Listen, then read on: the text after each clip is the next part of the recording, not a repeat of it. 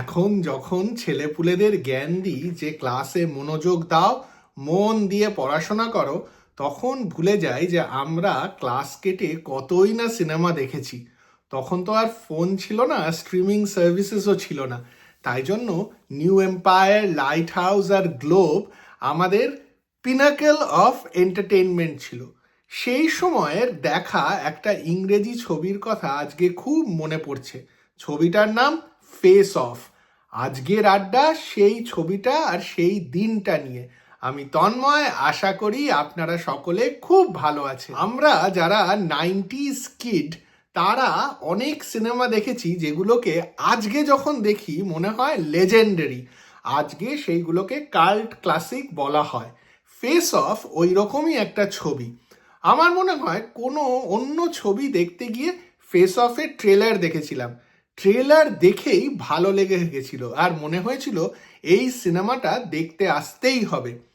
Trailer দেখার দিন যখন জন ট্রাভোল্টা আর নিকোলাস কেজকে দেখেছিলাম, তখন আমরা বন্ধুরা আলোচনা করেছিলাম ট্রাভোল্টাকে তো অ্যাকশন হিরোর চরিত্রে দেখেছি, তবে নিকোলাস কেজ কিন্তু রোম্যান্টিক ছবিতেই অভিনয় করে থাকেন, সেই জন্য অস্কারও পেয়েছিলেন।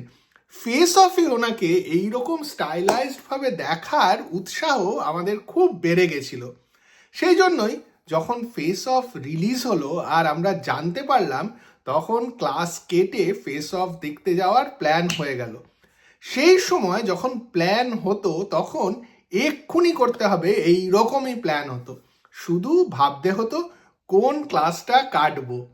আজকে আমার মনে নেই যে আমরা কোন ক্লাসটা কেটেছিলাম আর কে কে বন্ধুরা গেছিলাম, তবে এইটুকু মনে আছে আমি আর আমার প্রিয় বন্ধু একসঙ্গেই ছিলাম, আরও দু তিনজনও হয়তো গিয়েছিলেন। নিউ এম্পায়ার না লাইট হাউস না গ্লোব তাও মনে নেই, ডলবি সাউন্ড সিস্টেম ছিল কি না তাও মনে নেই, তবে টিকিট কেটে ফ্রন্ট রোতে বসে ফেস অফ যখন শুরু হলো আর নিকোলাস কেজের ফার্স্ট সিনটা দেখানো হলো, যেখানে সে এলের একটা কনভেনশন সেন্টারে বোম প্লান্ট করছে, আর প্লান্ট করার পর আস্তে করে এয়ারপোর্টের টারম্যাকে নামছেন প্রাইভেট জেটে ওঠার জন্য, সেই স্টাইলাইজ সিনটা আর তারপরের অ্যাকশন সিকোয়েন্সগুলোকে দেখে মুগ্ধ হয়ে গেলাম, একেবারে ফ্যান। এই রকম সিন এর আগে আমরা কখনো দেখিনি। আর সত্যি কথা বলতে কি, কালকে যখন আমি আরেকবার ফেস অফ দেখলাম তখন মনে হলো পরেও এই ধরনের অ্যাকশন ধামাকা সিন কখনো দেখিনি।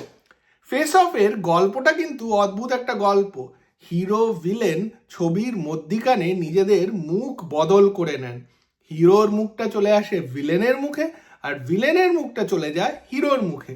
এই রকম গল্প যে এত সুন্দরভাবে প্রেজেন্ট করা যেতে পারে তা হলিউডই দেখিয়েছিল, আর দেখিয়েছিলেন জন ভু। তখন কিন্তু জানতাম না জন ভু মানুষটি কে, পরে গিয়ে উনি মিশন ইম্পসিবলও ডিরেক্ট করেছেন। তবে সেই সময় আমাদের যা বয়স, ডিরেক্টরের থেকে বেশি আমরা হিরো হিরোইনদের দিকেই নজর দিতাম। ফেস অফ দেখতে দেখতে হা হয়ে গেছিলাম, প্রত্যেকটা অ্যাকশন সিন ভালো লাগছিল। হয়তো তখন অত ভালো করে ইংরেজি ডায়লগগুলোও বুঝতাম না, তবে নিকোলাস কেজের স্টাইল, জন ট্রাভোল্টার ওই যে একটা অদ্ভুত হাঁটার ধরন, যেখানে ওনাকে দেখে মনে হচ্ছে উনি যেন নাচছেন, আর নিকোলাস কেজের ওই ক্রেজি চোখ, সব মিলিয়ে সব কিছুই ফেস অফের আমাদের ভালো লেগেছিল। আর মনে হয়েছিল এই জন্যই বোধহয় এখন আমরা বড় হয়ে গেছি, জেভিয়ার্সের মতন কলেজে যাই, আর ফেস অফের মতন সিনেমাই আমাদের দেখা উচিত। কয়েকজন বন্ধুরা তো ঠিকই করে ফেললেন, হিন্দি সিনেমা দেখে কাজ নেই, আর্ট ফিল্ম দেখবো আর নয়তো ইংরেজি সিনেমা দেখবো, এই হচ্ছে অ্যাকশন ফিল্ম। আমাদের হিরোরা এই তখনকার দিনে কারা ছিলেন? অক্ষয় কুমার, সুনীল শেট্টি, জ্যাকি শ্রফ।